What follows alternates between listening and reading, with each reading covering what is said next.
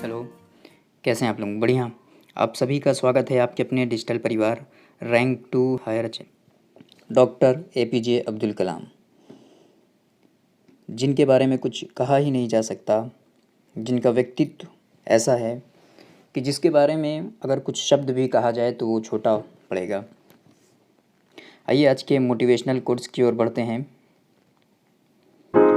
कि हौसलों के तरकश में कोशिशों का वह तीर जिंदा रखो, हौसलों के तरकश में कोशिशों का वह तीर जिंदा रखो, हार जाओ चाहे ज़िंदगी में, हार जाओ चाहे ज़िंदगी में सब कुछ, फिर भी जीतने की उम्मीद जिंदा रखो। आइए बढ़ते हैं आज की महत्वपूर्ण सुर्खियों की ओर। 2 अप्रैल की जो महत्वपूर्ण सुर्खियां हैं उन सुर्खियों की ओर बढ़ते हैं। प्रधानमंत्री मोदी के द्वारा परीक्षा पर चर्चा 2022 की गई। उड़ीसा का स्थापना दिवस मनाया गया। प्रधानमंत्री वृक्ष आयुष योजना के बारे में जानकारी प्राप्त करेंगे। हवाई अड्डों पर बायोमेट्रिक स्क्रीनिंग लागू की जाएगी। कश्मीर घाटी में भगवान विष्णु की प्राचीन मूर्ति मिली है। अंडमान निकोबार को कोविड-19 मुक्त घोषित कर दिया गया है। देश में वाहनों के लिए हाइड्रोजन जो उत्पादन होगा उससे संबंधित जो भी जानकारियां होंगी उसके बारे में हम जानकारी प्राप्त करेंगे। और आज का महत्वपूर्ण जो प्रश्न है, इम्पॉर्टेंट तो सभी प्रश्न हैं परंतु 1 अप्रैल क्या है, 1 अप्रैल से संबंधित जो भी महत्वपूर्ण बातें होंगी हम उनको करेंगे। आपसे जुड़ा हुआ ये 1 अप्रैल का जो तथ्य है कि आप भी जब अपने स्कूली स्तर पर रहे होंगे तो 1 अप्रैल को आप कैसे देखते थे? मूर्ख दिवस के रूप में। आप लोगों से मजाक करते थे, लोग आपसे मजाक करते थे और आपको अप्रैल फूल के रूप में विश करते थे।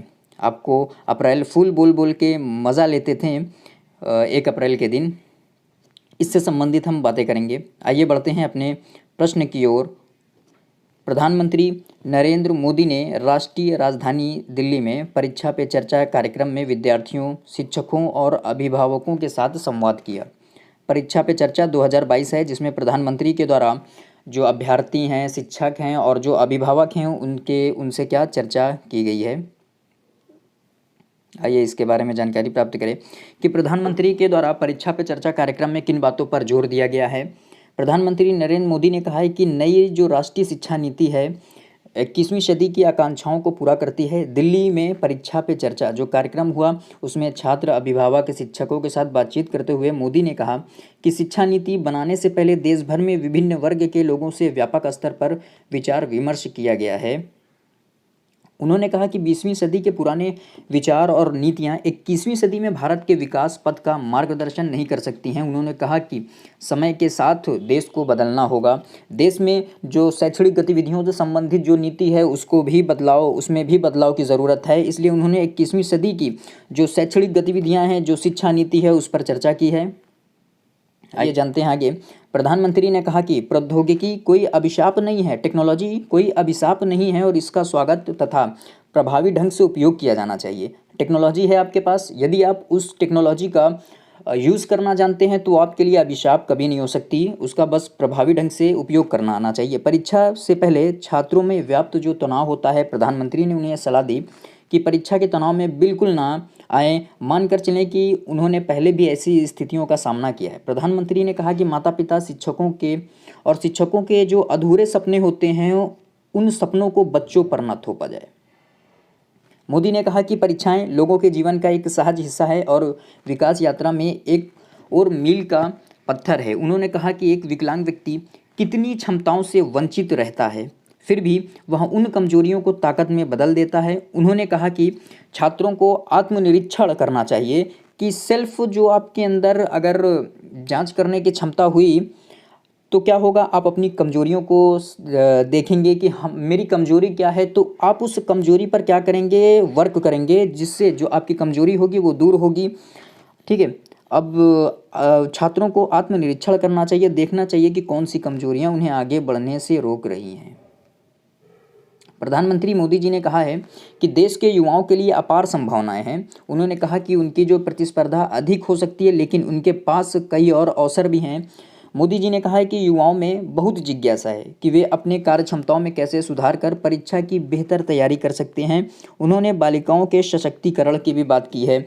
उन्होंने कहा कि बेटियां परिवार की शक्ति होती हैं। प्रधानमंत्री जी ने कहा कि स्वच्छ भारत अभियान को लेकर लोगों में संशय था, लेकिन देश के बच्चों ने इस संशय को गलत साबित कर दिया। उन्होंने स्वच्छता अभियान के बारे में जागरूकता फैलाने वाले बच्चों की भी प्रशंसा की है। प्रधानमंत्री जी ने परीक्षा कार्यक्रम में 21वीं सदी की जो शैक्षणिक गतिविधियां हैं, जो शिक्षा की नीति है, उस पर चर्चा की है तथा परीक्षा कार्यक्रम में बच्चों को तनाव मुक्त होने के बारे में कहा है। और साथ ही साथ इन्होंने कहा है कि अभिभावक हो गया, शिक्षक हो गया, ये अपने सपनों को बच्चों पर मत थोपें। और इन्होंने आगे स्वच्छ भारत अभियान की भी बातें की है और बेटियों के बारे में चर्चा की है कि महिला सशक्तिकरण, बालिकाओं के सशक्तिकरण पर भी बल दिया इन्होंने। आइए आगे बढ़ते हैं और जो भी महत्वपूर्ण प्रश्न हैं उन प्रश्नों को देखते हैं कि उड़ीसा का आज 1 अप्रैल को उड़ीसा का स्थापना दिवस मनाया गया। हमने इससे पहले देखा था कि 30 मार्च को क्या मनाया गया है, राजस्थान का स्थापना दिवस मनाया गया है। इस अवसर पर क्या है, राष्ट्रपति, उपराष्ट्रपति, प्रधानमंत्री जी ने प्रदेशवासियों को शुभकामनाएं दी हैं। उड़ीसा का स्थापना दिवस 1 अप्रैल को मनाया गया है। ये उड़ीसा है, ठीक है। अभी उड़ीसा के बारे में जानते हैं। उड़ीसा आज अपना स्थापना दिवस मना रहा है, मतलब 1 अप्रैल 2022 को स्थापना दिवस मना रहा है। 1936 में आज ही के दिन यह अलग राज्य बना था। कई गणमान्य व्यक्तियों ने इस अवसर पर राज्य के लोगों को शुभकामनाएं दी हैं। राष्ट्रपति रामनाथ कोविंद जी ने, उपराष्ट्रपति एम वेंकैया नायडू, प्रधानमंत्री मोदी जी ने उड़ीसा दिवस के अवसरों पर उड़ीसा के लोगों को बधाई दी है। अब देखिए, उन्होंने ट्वीट संदेश में रामनाथ कोविंद जी ने कहा है कि भगवान जगन्नाथ, लिंगराज और कोणार्क, उड़ीसा का जो कोणार्क का सूर्य मंदिर है तथा अन्य जो समृद्ध विरासत की जो भूमि है वो उड़ीसा है, विश्व को शांति और प्रेम का संदेश दिया है। उन्होंने राज्य की प्रगति के लिए लोगों को शुभकामनाएं दी है। एम वेंकैया नायडू जो उपराष्ट्रपति हैं, उन्होंने कहा कि उड़ीसा अपने भव्य मंदिरों, जीवंत संस्कृति के लिए जाना जाता है। उन्होंने कहा कि उड़ीसा के परिश्रमी लोगों ने देश की प्रगति में महत्वपूर्ण योगदान दिया है। आइए आगे बढ़ते हैं, जो इम्पोर्टेंट प्रश्न है उस पर चर्चा करते हैं कि राष्ट्रीय औषधीय पादप बोर्ड ने प्रधानमंत्री वृक्ष आयुष योजना, किसने, राष्ट्रीय औषधीय पादप बोर्ड ने क्या किया है, प्रधानमंत्री वृक्ष आयुष योजना का प्रारूप तैयार किया है। आइए इसके बारे में समझते हैं कि आयुष मंत्रालय के अंतर्गत राष्ट्रीय औषधि पादप बोर्ड ने देश में औषधीय पौधों की खेती के लिए फसल पश्चात प्रबंधन उसका किया जाएगा और विपणन के लिए प्रधानमंत्री वृक्ष आयुष योजना का प्रारूप तैयार किया है। इसमें किसानों और जो आयुष उद्योग को शामिल किया गया है। सर्बानंद सोनोवाल, अब ये जानिए कि आपसे पूछा जा सकता है कि आयुष मंत्री कौन है। आयुष मंत्री सर्बानंद सोनोवाल ने लोकसभा में 1 अप्रैल को एक लिखित उत्तर में यह जानकारी दी। मंत्री ने कहा कि इस योजना के लिए वित्त वर्ष 2021-22 के लिए सांकेतिक रूप से 25 करोड़ रुपया आवंटित किए गए हैं। इस योजना के लिए 2056 करोड़ जो रुपए है वो रखे गए हैं। ये भारत और नेपाल के संबंध में महत्वपूर्ण न्यूज़ है। भारत में जयनगर जो बिहार में स्थित है और नेपाल में कुर्था के बीच रेल सेवा 2 अप्रैल से स्टार्ट हो जाएगी। नेपाल के जो प्रधानमंत्री हैं वो भारत की यात्रा पर आए हैं। भारत की यात्रा पर आने के कारण भारत तथा नेपाल के मध्य जो जयनगर कुर्था रेल मार्ग है उसको शुरू किया जाएगा। आइए समझते हैं इसके बारे में। भारत में बिहार के जो जयनगर हो गया और नेपाल में कुर्था के बीच रेल सेवा कल से शुरू हो जाएगी। 2 अप्रैल से इसको स्टार्ट कर दिया जाएगा। पूर्व मध्य रेलवे के मुख्य जो जनसंपर्क अधिकारी हैं CPRO वीरेंद्र कुमार ने आकाशवाणी को बताया कि प्रधानमंत्री मोदी जी और नेपाल के जो प्रधानमंत्री हैं शेर बहादुर देउबा, इंपॉर्टेंट है, आपसे पूछा जा सकता है कि नेपाल के प्रधानमंत्री कौन है। नेपाल के जो प्रधानमंत्री हैं शेर बहादुर देउबा, ये भारत यात्रा पर आए हैं। 2 अप्रैल को नई दिल्ली में हैदराबाद हाउस से वीडियो कॉन्फ्रेंसिंग के जरिए दोनों देशों के बीच यात्रा का उद्घाटन किया जाएगा। उन्होंने बताया कि रेलवे लाइन 34.5 किलोमीटर लंबी है। ये भी इम्पोर्टेंट है कि जो भारत में जयनगर और नेपाल में जो कुर्था है उसके मध्य की दूरी कितनी है, 34.5 किलोमीटर लंबी यह रेल यात्रा स्टार्ट की जाएगी। श्री वीरेंद्र कुमार ने कहा कि भारत और नेपाल के बीच बहुप्रतीक्षित रेल सेवा के शुरू होने से दोनों देशों के बीच द्विपक्षीय जो संबंध है उसको मजबूती प्रदान होगी। इस रेलगाड़ी से नेपाल के कुर्था जाने से इच्छुक भारतीय नागरिकों को एक साथ फोटो पहचान पत्र या नेपाल में भारतीय दूतावास से जारी पहचान पत्र ले जाना आवश्यक होगा।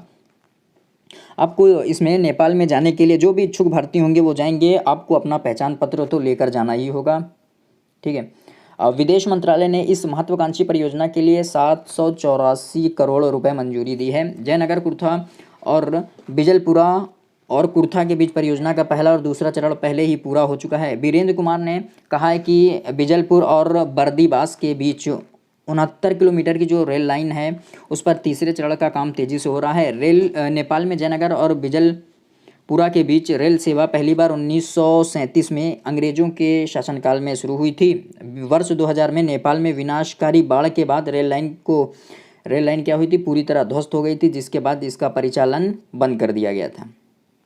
आइए आगे बढ़ते हैं। आज का जो एक आगे और महत्वपूर्ण जो प्रश्न है कि संसदीय समिति की हवाई अड्डों पर बायोमेट्रिक स्क्रीनिंग के लिए श्रेष्ठ वैश्विक प्रक्रियाएं लागू करने की सिफारिश की है। किसने? संसदीय समिति ने हवाई अड्डों पर बायोमेट्रिक स्कैनिंग की जाएगी आपकी, उसके लिए क्या की है, लागू करने के लिए सिफारिश की है। आइए समझते हैं इसके बारे में कि बायोमेट्रिक स्क्रीनिंग क्या है। एक संसदीय समिति ने देश के हवाई अड्डों पर यात्रियों की बायोमेट्रिक स्कैनिंग और स्क्रीनिंग के लिए वैश्विक श्रेष्ठ प्रक्रियाएं लागू करने की सरकार से सिफारिश की है, क्योंकि वैश्विक स्तर पर जो भी प्रक्रियाएं चल रही हैं कि अंतर्राष्ट्रीय स्तर पर जो अन्य देश है वहाँ पर जो इस बायोमेट्रिक स्क्रीनिंग है वैसी ही व्यवस्था भारत में लागू करने की सिफारिश की है। टीजी वेंकटेश की अध्यक्षता में परिवहन, पर्यटन और संस्कृति से संबंधित जो संसदीय समिति ने संसद में अपनी रिपोर्ट प्रस्तुत की है।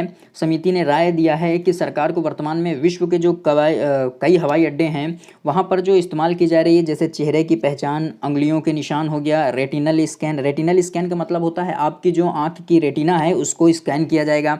जैसी जो महत्वपूर्ण बायोमेट्रिक स्क्रीनिंग की व्यवहारिकता है, जिसके कारण क्या होगा, यात्रियों की देश के हवाई अड्डों पर संभावनाओं का पता लगाया जाएगा। ठीक है।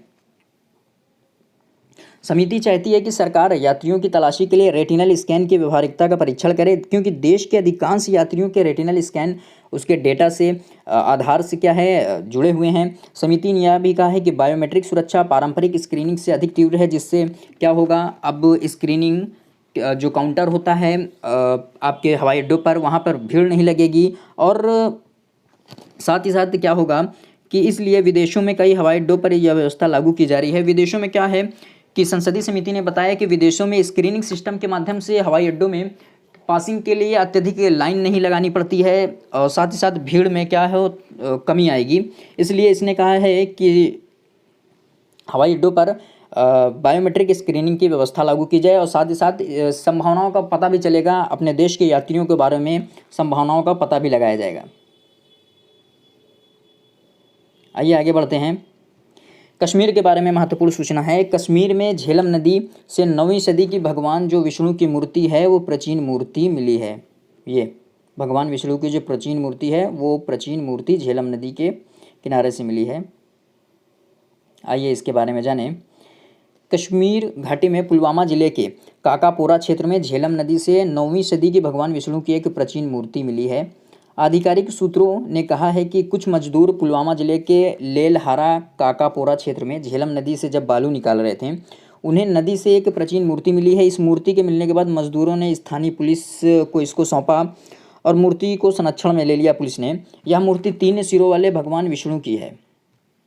3 सिरों वाले भगवान विष्णु की है। 9वीं सदी की यह मूर्ति काले और हरे पत्थर से निर्मित है। बाद में इस मूर्ति को जम्मू कश्मीर पुरालेख पुरातत्व संग्रहालय विभाग को सौंप दिया गया है। अंडमान निकोबार द्वीप के बारे में महत्वपूर्ण सूचना है कि अंडमान निकोबार जो द्वीप है अब उसको क्या कोरोना मुक्त घोषित कर दिया गया है। आइए जानते हैं कि अंडमान निकोबार द्वीप समूह अब कोरोना मुक्त घोषित कर दिया गया है। इस केंद्र शासित प्रदेश में एक भी उपचाराधीन मरीज नहीं है। 1 अप्रैल को यहाँ 31 मार्च को कोई भी यहाँ पर व्यक्ति कोरोना संक्रमित नहीं हुआ, जबकि एकमात्र रोगी स्वस्थ हुआ है। अब 4 केंद्र शासित प्रदेश कोविड मुक्त का दर्जा प्राप्त कर चुके हैं। अभी हाल ही में 30 या 31 मार्च को पुडुचेरी को भी क्या कर दिया गया है, जो केंद्र शासित प्रदेश है उसको भी कोविड मुक्त घोषित कर दिया गया है। आइए जानते हैं आज का जो अगला महत्वपूर्ण जो क्वेट्स है, मोटिवेशनल क्वेट्स है कि हौसला ना छोड़ कर सामना जहां का, हौसला ना छोड़ कर सामना जहां का, बदल रहा है देख रंग आसमां का। बदल रहा है देख रंग आसमां का, ये शिकस्त का नहीं ये फतेह का रंग है, ये शिकस्त का नहीं ये फतेह का रंग है, ज़िंदगी हर कदम एक नई जंग है। आइए बढ़ते हैं अपने अगले क्वेश्चंस की ओर, उसके बारे में जानकारी प्राप्त करते हैं। ये क्या है? हाइड्रोजन संयंत्र है, उसके बारे में जानकारी प्राप्त करें। प्रश्न है, देश में वाहनों के लिए हाइड्रोजन का उत्पादन करेगी MEIL 3 अरब रुपए के निवेश को मंजूरी दी गई है। इसके बारे में MEIL जो कंपनी है उसके बारे में जानते हैं कि किस देश की कंपनी है, उससे संबंधित जो न्यूज़ होगी उसके बारे में देखते हैं। अब देखिए पिछले दिनों क्या हुआ, नितिन गडकरी जो आपके केंद्रीय परिवहन मंत्री हैं वो संसद में अपनी हाइड्रोजन कार से आए थे। पेट्रोल डीजलों की बढ़ती कीमतों के कारण हाइड्रोजन क्या है, चर्चा में आया है, लेकिन इसके लिए देश में हाइड्रोजन का उत्पादन भी जरूरी है। अब देखिए पेट्रोल डीजल में लगातार कीमतें बढ़ रही हैं, परंतु पेट्रोल डीजल के स्तर पर क्या आपको संरचनात्मक स्तर पर इनकी सुविधाएं मिल जाएगी। अभी हाइड्रोजन के स्तर पर देखा जाए तो संरचनात्मक स्तर पर अभी बस विकासात्मक गतिविधियां ही हैं। अभी इसके स्तर पर एक भारत देश में देखें तो अब संरचनात्मक स्तर पर हाइड्रोजन कार्य के लिए अभी उतना सुविधाएं उपलब्ध नहीं हैं। तो अब हाइड्रोजन के उत्पादन के लिए जो संरचनात्मक सुविधाएं उसके लिए भी ज़रूरी है कि हाइड्रोजन के उत्पादन के साथ साथ जो संरचनात्मक जो विकासात्मक गतिविधियां हैं उस पर बल दिया जाए। तो इसके बारे में आइए जानते हैं कि किस कंपनी के द्वारा निवेश को बढ़ावा दिया गया है। अब ऐसे वाहनों के लिए हाइड्रोजन उत्पादन को बड़े पैमाने पर शुरू किया जा रहा है। इटली की कंपनी ड्रिलमेक भारत स्थित अपनी मूल company Megha engineering and infrastructure के साथ मिलकर देश में हाइड्रोजन उत्पादन करेगी। कौन सी कंपनी है? इटली की कौन सी है? ड्रिलमेक कंपनी है। और उसकी भारत में जो कंपनी कार्य कर रही है, भारत में स्थित जो शाखा है कौन? MEIL Megha engineering and infrastructure limited के साथ मिलकर वो भारत में हाइड्रोजन उत्पादन का कार्य करेगी।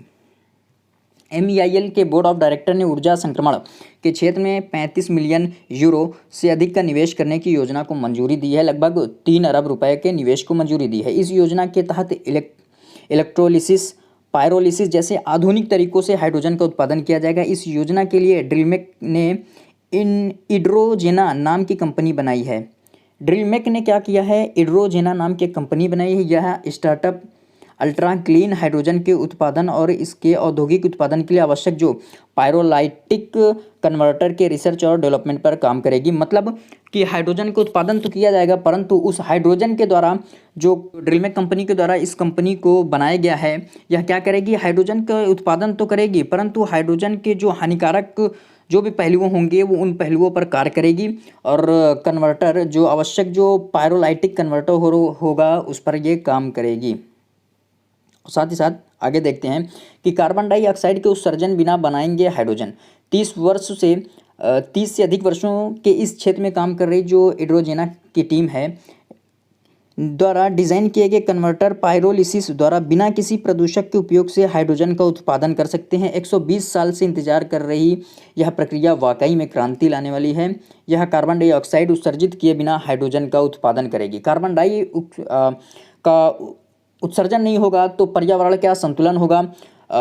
साथ ही साथ जो कार्बन मोनोऑक्साइड है और ओजोन गैसेज हैं इन पर भी क्या सकारात्मक प्रभाव पड़ेगा। अब क्या है? कन्वर्टर द्वारा सीधे ईंधन स्टेशनों पर हाइड्रोजन का उत्पादन करके स्टोरेज और ट्रांसपोर्टेशन की लागत को भी कम करने में मदद मिलेगी। इसके साथ ही यह यात्रा के दौरान हाइड्रोजन के जोखिम को भी कम करेगी, ख़त्म करने का प्रयास करेगी। आइए जानते हैं RBI के बारे में। RBI से संबंधित जो भी महत्वपूर्ण तथ्य है उसके बारे में जानकारी प्राप्त करते हैं। आइए समझते हैं 1 अप्रैल के बारे में जो भी महत्वपूर्ण जानकारी है हम उसके बारे में आज जानकारी प्राप्त करते हैं। अब देखिए कि दुनिया के लोग भले ही 1 अप्रैल को मूर्ख दिवस के रूप में समझते हैं, एक दूसरे से मज़ा लेते हैं, एक दूसरे को बेवकूफ़ बनाते हैं और लोगों को क्या बोलते हैं? तुम मूर्ख बन गए, अप्रैल फूल बन गए। ठीक, लेकिन इतिहास में इस तारीख पर बड़ी बड़ी घटनाएं हुई हैं। भारत में RBI की स्थापना हुई है, अमेरिका में क्या एप्पल कंपनी की स्थापना हुई है। इस सदी की चंद बड़ी घटनाओं इसमें शामिल है जो 1 अप्रैल को घटित हुई है। आइए देखते हैं इसके बारे में। भारत में क्या हुआ? 1 अप्रैल 1935 को RBI रिजर्व बैंक की स्थापना हुई। 1934 का अधिनियम है RBI का और 1 अप्रैल 1935 को क्या हुई? RBI रिजर्व बैंक की स्थापना हुई। 1 जनवरी 1949 को इसका क्या राष्ट्रीयकरण कर दिया गया। यह केंद्रीय बैंकिंग प्रणाली है। नई दिल्ली, मुंबई, कोलकाता, चेन्नई में इसका क्षेत्रीय कार्यालय है। ठीक है, हेडक्वार्टर मुंबई में है। अब अमेरिका की कंपनी एप्पल की बात करें तो यह भी एक परिकथा जैसी लगती है। 1 अप्रैल 1976 को कैलिफोर्निया में स्टीव वोजनिफ, रोनाल्ड वेन ने एप्पल इंक की स्थापना शुरू की। एप्पल इंक की स्थापना की। शुरू में इसके नाम में कंप्यूटर शब्द भी जोड़ा गया था। 9 जनवरी 2007 को इसके नाम से कंप्यूटर शब्द को हटा दिया गया। स्टीव जॉब ने पहला आईफोन बाजार में उतारा। राजस्व के हिसाब से एप्पल दुनिया की सबसे बड़ी कंपनी है। सूचना प्रौद्योगिकी कंपनी बनी। फ़ोन निर्माण के क्षेत्र में भी इसने एक अलग ही पहचान बनाई है। एप्पल की स्थापना कब हुई? 1 अप्रैल 1976 को। ठीक, 1 अप्रैल से संबंधित जो भी महत्वपूर्ण बातें होंगे हम उन सभी बातों को करेंगे। देश दुनिया के इतिहास में 1 अप्रैल की तारीख पर दर्ज अन्य जो महत्वपूर्ण जो बातें हैं उनको देखते हैं। 1 अप्रैल 1582 फ्रांस में इस दिन को मूर्ख दिवस के रूप में मनाने की शुरुआत हुई थी। मूर्ख दिवस के रूप में मनाने की जो शुरुआत हुई 1582 ईस्वी में, कहाँ? फ्रांस में। आइए आगे बढ़ते हैं। 1 अप्रैल 1793 में जापान में उनसेन ज्वालामुखी फटा, जिसकी वजह से करीब 53,000 लोगों की मौत हो गई थी। वहीं 1 अप्रैल 1839 में कोलकाता मेडिकल कॉलेज और अस्पताल 20 बिस्तर के साथ शुरू किया गया था। 1869 में आयकर की शुरुआत की गई। 1 अप्रैल 1869 को आयकर की शुरुआत की गई। 1869 में क्या हुआ? 1 अप्रैल 1869 में एक नया तलाक कानून अस्तित्व में आया। 1878 में कलकत्ता संग्रहालय को उसकी मौजूदा इमारत में जनता के लिए खोला गया। 1882 1 अप्रैल 1882 को डाक बचत बैंक प्रणाली की शुरुआत की गई। ठीक, 1889 में क्या हुआ? 1 अप्रैल 1889 को हिंदू का जो दैनिक अखबार के तौर पर प्रकाशन शुरू हुआ। 20 सितंबर 1888 से प्रकाशित इस अखबार को अब तक साप्ताहिक रूप से प्रकाशित किया जा रहा है। 1 अप्रैल 1912 में भारत की राजधानी को औपचारिक रूप से कलकत्ता से दिल्ली स्थानांतरित किया गया। 1930 में क्या हुआ? 1 अप्रैल 1930 को विवाह के लिए लड़कियों की जो न्यूनतम आयु थी 14 वर्ष और लड़कों की न्यूनतम आयु 18 वर्ष निर्धारित की गई। 1935 में भारतीय रिजर्व बैंक की स्थापना हुई थी। उसके बारे में आपको बता ही चुका हूँ कि आरबीआई का जो एक्ट था 1934 का, 1 अप्रैल 1935 को इसकी स्थापना हुई। 1935 में क्या हुई? 1 अप्रैल 1935 को इंडियन पोस्टल ऑर्डर की शुरुआत हुई। 1936 में उड़ीसा राज्य की स्थापना हुई। अभी उड़ीसा राज्य का जिक्र किए। 1 अप्रैल 1936 में उड़ीसा राज्य की स्थापना हुई। इसे बिहार से अलग करके बनाया गया उड़ीसा को। 1937 में पूर्व उपराष्ट्रपति हामिद अंसारी का जन्म हुआ। 1954 में सुब्रत मुखर्जी भारतीय वायुसेना के पहले प्रमुख बने थे। इंपॉर्टेंट है, भारतीय वायुसेना का जो पहला प्रमुख बने सुब्रत मुखर्जी थे। 1954 में कलकत्ता के साउथ पॉइंट स्कूल की स्थापना हुई। साउथ पॉइंट स्कूल की स्थापना हुई कलकत्ता में। 1988 में दुनिया का सबसे बड़ा स्कूल बना। 1956 में कंपनीज एक्ट को लागू किया गया। 1956 में 1957 में क्या हुआ? दशमिक मुद्रा डेसिमल कोइनेज की शुरुआत हुई। शुरुआत के तौर पर 1 पैसा चलाया गया। इसी के आधार पर डाक टिकटों की बिक्री शुरू हुई। 1962 में क्या हुआ? 1 अप्रैल 1962 को मीट्रिक भार प्रणाली को पूरी तरह अपनाया गया। 1969 में तारापुर कहाँ है? महाराष्ट्र में देश के पहले परमाणु बिजली घर ने काम करना शुरू किया। कब? 1 अप्रैल 1969 को। महत्वपूर्ण जानकारियाँ हैं 1 अप्रैल के संदर्भ में। 1973 भारत के जिम कॉर्बेट नेशनल पार्क में क्या हुआ? बाघों के संरक्षण की परियोजना की शुरुआत हुई। जिम कॉर्बेट नेशनल पार्क कहाँ है? उत्तराखंड में। ठीक है। उसके बाद 1976 टेलीविज़न के लिए एक पृथक निगम की स्थापना की गई, जिसे दूरदर्शन नाम दिया गया। 1 अप्रैल 1976 को दूरदर्शन की स्थापना की गई। अब देखिए 1978 1 अप्रैल 1978 को क्या हुआ? भारत की 6ठी पंचवर्षीय योजना की शुरुआत की गई। 1979 में क्या हुआ? ईरान इस्लामी गणराज्य बना। 1992 में क्या हुआ? 8वीं पंचवर्षीय योजना की शुरुआत हुई। 2004 गूगल ने जीमेल का ऐलान किया। कब? 1 अप्रैल 2004 को। 2010 में क्या हुआ? प्रथम नागरिक राष्ट्रपति प्रतिभा सिंह पाटिल का ब्यौरा दर्ज करने के साथ ही देश में 15वीं जनगणना का काम भी शुरू हो गया। कब? 1 अप्रैल 2010 से। जो प्रथम नागरिक राष्ट्रपति प्रतिभा सिंह पाटिल का ब्यौरा दर्ज करने के साथ ही देश में 15वीं जनगणना का काम शुरू हो गया। ये थे आज के महत्वपूर्ण प्रश्न जिनके बारे में हमने संपूर्ण जानकारी प्राप्त की। हमने 1 अप्रैल से संबंधित जो भी महत्वपूर्ण बातें थीं उन महत्वपूर्ण बातों को भी जानकारी प्राप्त कर ली है। ये 2 अप्रैल की महत्वपूर्ण न्यूज़ थी, उसके बारे में हमने विस्तृत चर्चा की। कैसी लगी आपको वीडियो को लाइक शेयर कमेंट जरूर करिएगा। आज यहीं तक, थैंक यू।